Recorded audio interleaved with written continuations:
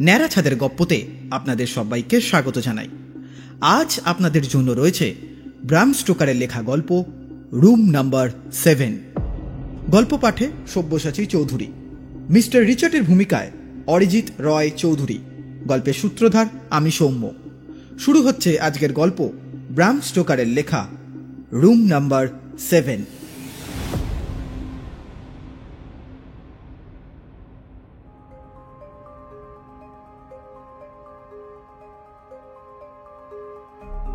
এই গল্প আমি বহুদিন কাউকে বলিনি। রহস্যের ব্যাখ্যা আমার কাছে নেই, তাই ভেবেছি লোকে হয়তো আমার কথা বিশ্বাসই করবে না। এখন অবশ্য আমার কথা কেউ বিশ্বাস করুক বা না করুক তাতে আমার কিছুই যায় আসে না। আমি একটি সত্য ঘটনা বলছি। আপনারা হয়তো ভূতে বিশ্বাস নাও করতে পারেন, আমিও যে বিশ্বাস করি তা নিশ্চিত করে বলতে পারি না। সেই রাতে আমি সত্যি ভূত দেখেছিলাম কিনা তাও জানি না। যদি ওটা ভূত না হয়ে থাকে তাহলে যে আমি কি দেখেছিলাম তাও জানি না। ইংল্যান্ডের উত্তরে গিয়েছিলাম ব্যবসায়িক কাজে। কাজ শেষে বাড়ি ফিরছিলাম। আমি লন্ডনের কাছেই থাকি। তখন শীতকাল এবং আবহাওয়া ছিল বৈরী। আমি সকাল সকালই রওনা হয়েছিলাম, তবে বেশি দ্রুত গাড়ি চালাতে পারিনি। রাস্তাঘাট বরফে ঢাকা, তাই মন্থর গতিতে এবং সতর্কভাবে আমাকে গাড়ি চালাতে হচ্ছিল। যখন সন্ধে ঘনিয়ে এলো বাড়ির পথ তখনও বহু দূর, আর আমার গাড়ির বাতি প্রায় নিভু নিভু। গাড়ি নিয়ে মেইন রোডে অবস্থান করা খুবই বিপজ্জনক হয়ে দাঁড়ালো, কারণ ওই রাস্তায় বেশ গাড়ি চলাচল করছিল। আমি মূল রাস্তা ছেড়ে শান্ত নির্জন একটি গাঁয়ের পথে মোড় নিলাম। মাইলখানিক এগোবার পরে রাস্তার পাশে একটি সাইনবোর্ড চোখে পড়ল, মিলহ্যাম। মিলহ্যাম লেখা রোড সাইনে। 5 মিনিট বাদে আমি সরু রাস্তাতে উঠে এলাম। দুই পাশে ঘরবাড়ি, দোকানপাটও নজরে এলো। আলো জ্বলছে চারিদিকে। রাস্তার মাথায় একটি গ্যারাজ। আমি সেখানে গিয়ে গাড়ি দাঁড় করালাম।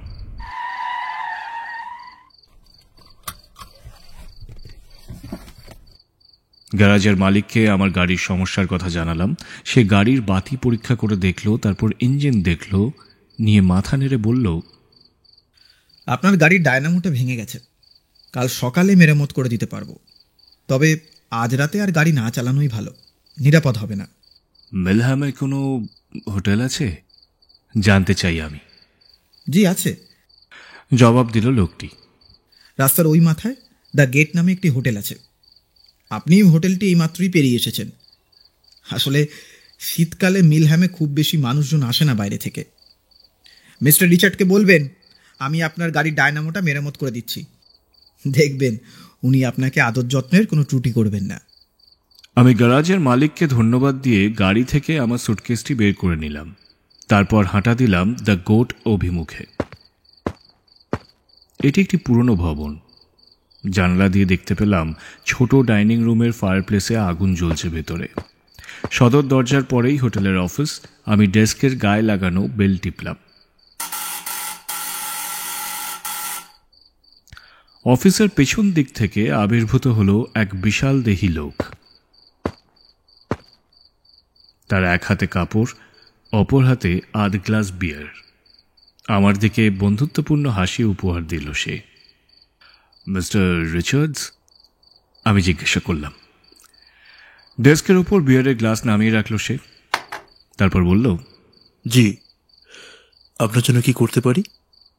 আমি জানালাম, আমার গাড়ি আমি গ্যারাজে রেখে এসেছি। রাতে থাকার মতন একটা রুম এবং খাবার দাবার চাই। খাবার পেতে সমস্যা নেই, বলল সে। ঘণ্টাখানেকের মধ্যেই রেডি হয়ে যাবে ডিনার। তবে রুম পাওয়াটা একটু কঠিন। দেখতেই পাচ্ছেন এটি একটি ছোট হোটেল, আর আমাদের মাত্র 6টা বেডরুম। সবগুলোতেই লোক আছে। শীতকালে অবশ্য খুব কমই আমাদের হোটেল ভর্তি হয়ে যায়। আমি দুঃখিত। তাহলে এখন কি করা উচিত তাই জিজ্ঞাসা করতে যাচ্ছিলাম, এমন সময় দরজাটি আবার খুলে গেল। ছোটখাটো চেহারার এক ভদ্রমহিলা দ্রুত হেঁটে এলেন ভিতরে। ইনি আমার স্ত্রী, বললেন মিস্টার রিচার্ডস। এবং তার দিকে ফিরলেন। এই ভদ্রলোককে বলছিলাম, আজ রাতে আমাদের কোনো কামরা খালি নেই লিজ। ওনার গাড়ি গ্যারেজে মেরামতির জন্য, তাই উনি আজ রাতে আমাদের এখানে থাকতে চেয়েছিলেন। ডিনারও করবেন। 7 নম্বর রুমটা, ওটা খালি আছে টম, বললেন মহিলা। কিন্তু ওটা বাক্য শেষ করল না সে। বিয়ারের গ্লাস তুলে চুমুক দিতে দিতে তার স্ত্রীর কথা শুনতে লাগল। ভদ্রলোককে এভাবে ফিরিয়ে দিতে পারি না আমরা, বললেন ভদ্রমহিলা। আমি 7 নম্বর রুমটা রেডি করে দিচ্ছি। আমি বললাম, আমি আই এম সরি, আপনাদেরকে বোধহয় ঝামেলাতেই ফেলে দিলাম, তাই না? না না, কোনো ঝামেলা নয় মিস্টার সন্ডার্স। আমি বললাম, আমি জন সন্ডার্স। আমাদের কোনো ঝামেলা হচ্ছে না মিস্টার সন্ডার্স। 7 নম্বর কক্ষটি আমরা তেমন একটা ব্যবহার করি না, আপনি ওখানে আরামেই থাকতে পারবেন। ওটাতে কোনো সমস্যাই নেই। মহিলা তার স্বামীর দিকে তাকিয়ে ভ্রুকুটি করলেন। তার স্বামী ভাবলেশহীন হয়ে রইলেন। আসুন মিস্টার সন্ডার্স, বললেন তিনি। আমাদের ঘরে তৈরি বিয়ার এক গ্লাস চেখে দেখুন। এর চেয়ে সুস্বাদু বিয়ার আপনি ইংল্যান্ডের কোথাও পাবেন না। আপনার সুটকেসটি আপাতত অফিস রুমেই থাক, এই ফাঁকে আপনার ঘরটি রেডি হয়ে যাবে। সে আমাকে নিয়ে বারে চলে এলো। এখানে লোকজন মদ্যপান এবং গল্পগুজব করছে। কয়েকজনের সঙ্গে পরিচয় হলো, এরা বাইরের শহর থেকে এসেছে। কয়েকজন আবার মিলহ্যামেরই বাসিন্দা, বারে এসেছে সান্ধ্যকালীন বিয়ার পান করতে। আমি এখানে বেশ স্বাচ্ছন্দ্যই বোধ করছিলাম। মিস্টার রিচার্ড তার বিখ্যাত বিয়ার এক গ্লাস খেতে দিল আমাকে। ঠিকই বলেছে সে, দারুণ স্বাদ। কিছুক্ষণ পরে আমাকে জানানো হলো যে আমার ঘর রেডি করা হয়েছে। তখন অবশ্য এই আড্ডা ছেড়ে আমার যেতে ইচ্ছা করছিল না, তবু একটু পরে তো উঠতেই হলো। অফিস ঘর থেকে আমার সুটকেস নিয়ে 7 নম্বর রুমে চলে এলাম। এটি টপ ফ্লোরে, অন্যান্য বেডরুমগুলোর মাথার ওপরে। এখানে বেশ ঠান্ডা, তবে মিস্টার রিচার্ডস ছোট একটি ফায়ারপ্লেস জ্বালিয়ে রেখেছেন। ঘর কিছুক্ষণের মধ্যেই গরম হয়ে যাবে ভাবলাম আমি, আর কামরাটিও বেশ নিরিবিলি। আজ রাতে জম্পেশ ঘুম দেওয়া যাবে। তবে কামরাটি আয়তনে তেমন বড় নয়। একটি খাট, কাপড় চোপড় রাখার আলমারি এবং দরজার পেছনে মুখ হাত ধোয়ার জন্য একটি বেসিন। ওয়াশ বেসিন এবং আলমারির মাঝখানে দেওয়াল ঘেঁষে খাড়া পিঠের একখানা চেয়ার চোখে পড়ল, আর ফায়ারপ্লেস। ব্যাস এইটুকুই। তবে ঘরটি বেশ পরিষ্কার পরিচ্ছন্ন। আমি খুশিই হলাম। সুটকেস খুলে জামা কাপড় বের করে হাত মুখ ধুয়ে চললাম ডিনারে। মিসেস রিচার্ডস ভালো রাঁধুনি, খাবারটি বেশ উপভোগও করলাম আমি। 1 বোতল রেড ওয়াইনও দিয়েছে। খাওয়া শেষ করে আমি বারে চলে এলাম। মিস্টার রিচার্ডস এবং কয়েকজন বন্ধুবান্ধবদের সঙ্গে খানিক আড্ডা দিলাম। একটু পরে ভ্রমণ ক্লান্তিতে ঘুমে চোখ বুজে আসতে লাগলো আমার। আমি বললাম মিস্টার রিচার্ডসকে, আমি ঘুমাতে যাব, আমাকে একটু সকাল সকাল ব্রেকফাস্ট করে দেওয়া যাবে? গাড়িটা রেডি হয়ে গেলেই আমি রওনা হতে চাই। 8টার সময় দিলে চলবে? হ্যাঁ, চলবে। Thank you so much. তবে মনে হয় না যে সকাল 9টার আগে ডায়নামো মেরামতির কাজ শেষ হবে বলে। তাহলে শুভরাত্রি মিস্টার সন্ডার্স, আর আপনাকেও ধন্যবাদ সুন্দর একটি সন্ধ্যার জন্য। অগ্নিচুল্লির কারণে ঘরটি বেশ গরম। আমি বিছানায় বসে কিছুক্ষণ বই পড়লাম, কিন্তু বারবার করে আমার চোখ ঘুমে ঢলে আসছে। তাই দেখে বই পড়া বাদ দিয়ে ঘরের বাতি নিভিয়ে টান টান হলাম বিছানায়। একটু পরেই ঘুমিয়ে পড়লাম আমি। জানি না যে আমি কতক্ষণ ঘুমিয়েছি, তবে কিছু একটা আমাকে জাগিয়ে তুলল। কোনো শব্দ শুনে আমার ঘুম ভাঙেনি। বেডরুম নীরব, তবে অদ্ভুত কিছু একটা ঘটছে। আমার বিছানার পাশের টেবিলের বাতিটি নেভানো, তবু ঘরটিতে আস্তে আস্তে আলোকিত হয়ে আসছে আমার কামরার একটি অংশ। আমার বিছানা ডুবে আছে আঁধারে। আমি আলমারি কিংবা মুখ ধোয়ার বেসিনের কোনোটাই দেখতে পাচ্ছি না। শুধু দুটোর মাঝখানে বড় চেয়ারখানা নজরে আসছে। ওটার হাতল, পায়া, খাড়া পিঠখানা সবই পরিষ্কার দেখা যাচ্ছে। অন্ধকারেও যেন জল জল করছে চেয়ারটা। আমি শক্ত করে চোখ বুজলাম। ভয়টয় পাইনি, অন্তত তখনও নয়। ভয়টা এলো পরে। না, আমি ভয় পাইনি, তবে চিন্তা করতে চাইছিলাম। ওই অদ্ভুত আলোটা নিভিয়ে দিয়ে একটা ব্যাখ্যা দাঁড় করাতে চাইছিলাম নিজের কাছে। আমি চেয়ারটি দেখতে পাচ্ছি তা তো সত্যি হতে পারে না। রুমের বাকি অংশ অন্ধকার যে। আমি আসলে স্বপ্ন দেখছিলাম, নিশ্চয়ই তাই। ডিনারের পরে বার, অর্থাৎ একটু বেশিই গিলেছিলাম, যার কারণে আমি স্বপ্নই দেখছিলাম। খুব ধীরে ধীরে 50 পর্যন্ত গুনবো আমি ঠিক করলাম। 50 গোনা শেষ করে আমি চোখ খুলবো এবং দেখব যে ঘর অন্ধকার। ঘর পুরোটাই অন্ধকার থাকতেই হবে। 40, 41। আমি খুব আস্তে আস্তে গুনছি, এমন সময় কানে এলো শব্দটা। কেউ যেন ঘরের ভেতরে শ্বাস ফেলছে। আমি স্থির হয়ে শুয়ে কান পাতলাম। হ্যাঁ, কেউ শ্বাস ফেলছে, ঘন ঘন শ্বাস ফেলছে। তাহলে তো এটা স্বপ্ন নয়। কে নিঃশ্বাস ফেলছে? চোর। চোখ মেললাম আমি। চেয়ারটি যথাস্থানেই রয়েছে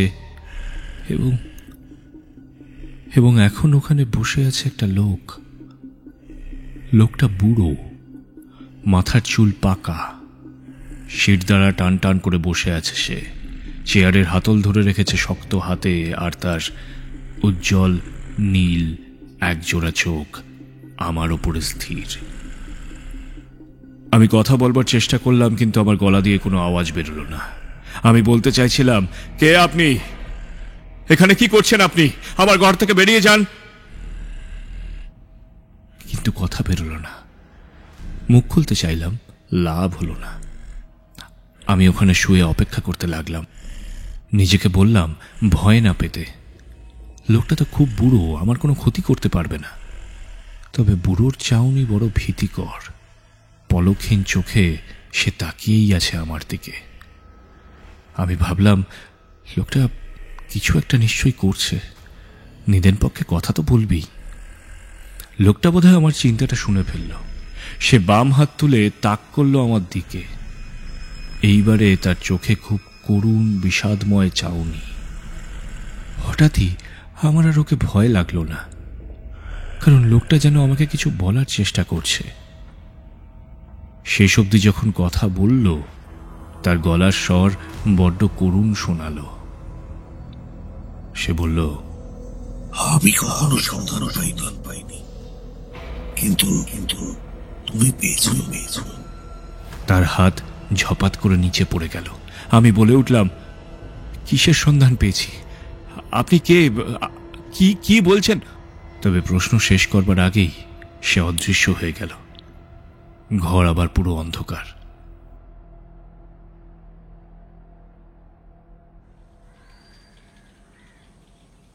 একটি কণ্ঠ আমাকে জাগিয়ে তুলল। সুপ্রভাত, আপনার জন্য চা নিয়ে এসেছি মিস্টার সন্ডার্স, আর আপনার নাস্তা আধ ঘন্টার মধ্যে রেডি হয়ে যাবে। হ্যাঁ। মিস্টার রিচার্ডস বেডসাইড টেবিলের ওপরে চায়ের কাপ রেখে বেরিয়ে গেলেন দ্রুত। আমি গভীর ভাবনায় ডুবে গেলাম। আমার অদ্ভুত দর্শনার্থীটি চলে যাওয়ার পরপরই আমি ঘুমিয়ে পড়েছিলাম। অথবা সত্যিই কি আমি ঘুমিয়েছি, নাকি আমি গোটা ব্যাপারটাই স্বপ্নেই দেখেছি? বিষয়টি নিয়ে রিচার্ডস দম্পতির সঙ্গে কি আমি কথা বলবো? না, এ নিয়ে কিছু বলাটা ঠিক হবে না। অদ্ভুত আগন্তুকের রহস্যভেদ না করতে পারলে তারা বড়ই বিব্রত হবে। ওরা আমার খুব যত্ন আত্তি করেছে, আমি ওদের কোনো রকমভাবে বিব্রত করতে চাই না। ব্রেকফাস্ট শেষ করে হোটেলে অফিসে ঢুকলাম বিলটা শোধ করতে। মিসেস রিচার্ডস বসে আছেন ডেস্কে। আমার যত্ন আত্তি করবার জন্য আমি তাকে ধন্যবাদ দিলাম। তিনি আমার দিকে তাকিয়ে একটু হেসে বেল দিলেন। এই আমাদের সৌভাগ্য মিস্টার সন্ডার্স। আমরা চাই আমাদের হোটেলে যারা আসে তারা যেন আরামে থাকতে পারেন। আপনার ভালো ঘুম হয়েছিল তো? আমি বিল পরিশোধের জন্য টাকা গুনছিলাম। জবাব দেওয়ার জন্য মুখ তুলে তাকাতে মহিলার পিছনের দেওয়ালে ঝোলানো একটি ছবিতে আমার চোখ আটকে গেল। সাদা চুল, চওড়া শক্ত মুখ এবং ঝকঝকে নীল রঙের চোখের লোকটাকে আমার খুব চেনা লাগলো। ছবিটির দিকে ইঙ্গিত করলাম, উনি কে? মিসেস রিচার্ডস ছবির দিকে একবার তাকিয়ে চট করে আমার দিকে ফিরলেন। উনি টমের বাবা। আমাদের সঙ্গে এই হোটেলেই থাকতেন, 5 বছর আগে মারা গেছেন। আপনি কাল যে কামরাটায় ছিলেন ওখানেই তার মৃত্যু ঘটে, আর সেই জন্যই টম আপনাকে ওই 7 নম্বর কামরাটায় থাকতে দিতে চায়নি। কিন্তু আপনারা, থেমে গেলাম আমি। সাবধানে শব্দ চয়ন করতে হবে। জানি না ভদ্রমহিলা এ ব্যাপারে কতটুকু জানেন কিংবা আমাকে কতটুকুই বা বলতে চাইবেন, তবে আমি কিছু বলার আগেই মিসেস রিচার্ডস আবার বলতে থাকলেন, ওই 7 নম্বর কামরা নিয়ে কিছু অদ্ভুত ব্যাপার রয়েছে মিস্টার সন্ডার্স, জানেন?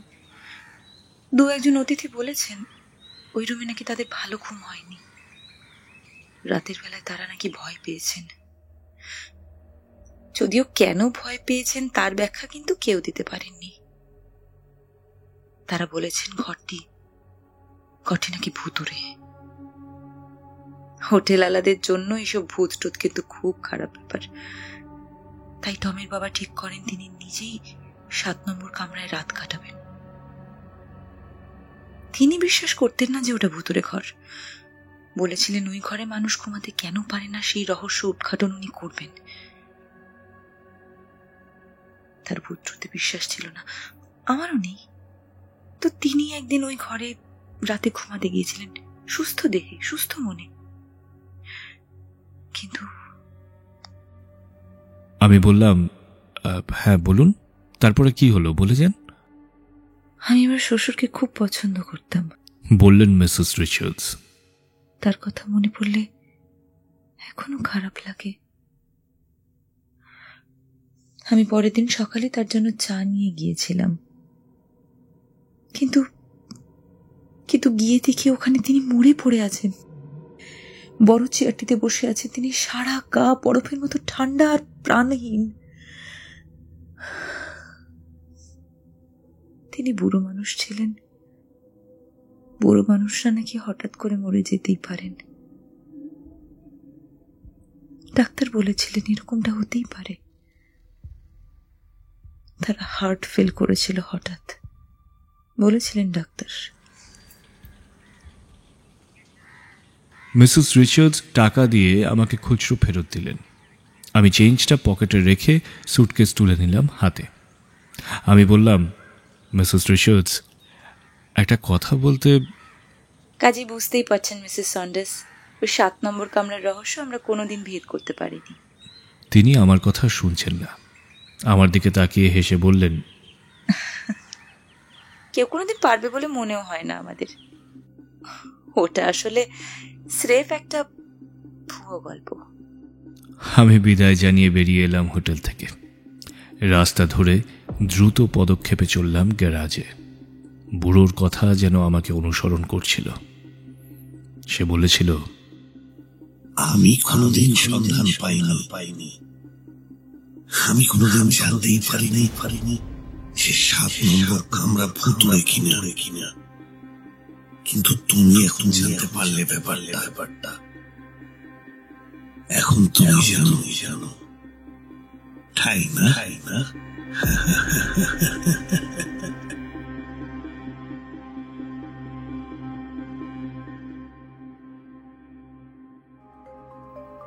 এতক্ষণ আপনারা শুনছিলেন ব্রাম স্টোকারের লেখা গল্প রুম নাম্বার 7। গল্প পাঠে Sabyasachi Chowdhury, mister Richard Arijit Roy Chowdhury, Mrs Richard Sukanya Banerjee, mister রিচার্ডের বাবার ভূমিকায় সমী শুভ্র গাঙ্গুলি, গ্যারেজের মালিক এবং গল্পের সূত্রধার আমি সৌম্য, ধ্বনি পরিকল্পনা ও সমগ্র মিশ্রণে তনুশ্রী সাহা। আগামী সপ্তাহে ঠিক এই সময় একটি সম্পূর্ণ ভিন্ন স্বাদের গল্প নিয়ে হাজির থাকবে টিম ন্যাড়া ছাদের গপ্প।